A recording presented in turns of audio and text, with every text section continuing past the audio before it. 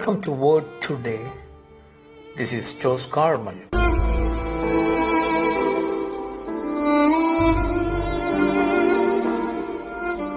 Today's scripture portion is from Gospel of Matthew chapter 15 verse 28.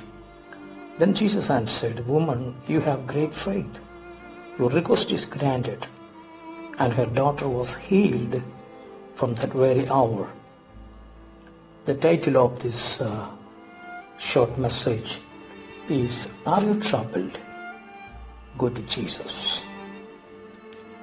Verses 21 to 28 of this same chapter 15 is a wonderful story of a Canaanite woman.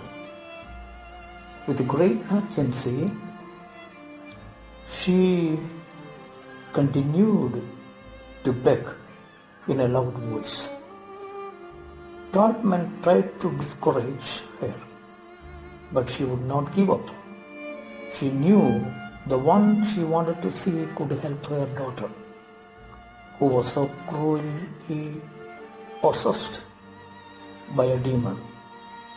She knew Jesus was the King of Israel, whose coming had been prophesied. If she showed him that she knew who he was, maybe he would help her. The title she gave him revealed her faith. She called Jesus Son of David. Verse 22. But Jesus did not answer.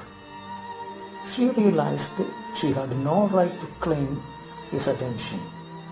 He was not her king. He had been sent to his own people. But he was more than king of Israel. He was ruler of the whole universe. She would gladly be a subject of his. She would serve him, and he could do what he pleased with her life. She knelt before him and changed the title she used and prayed, "Lord, help me." But Jesus gently reminded her of her place. She accepted the fact that she was not worthy of his mercy and grace. She worshipped him. She did not want to deprive Israel of God's blessings. She was only asking that some of their blessings be extended to her. Her great need could be satisfied by the crumbs dropped by those for whom the food was intended. Jesus praised her for her great faith and healed her daughter. This woman insisted on getting close enough to Jesus to make a request of him. She persisted until he answered her. We too should keep asking, and at the same time seek a right relationship with him. He wants to be Lord of our lives too. Do not be discouraged. Keep praying and seeking the relationship God wants us to have with him.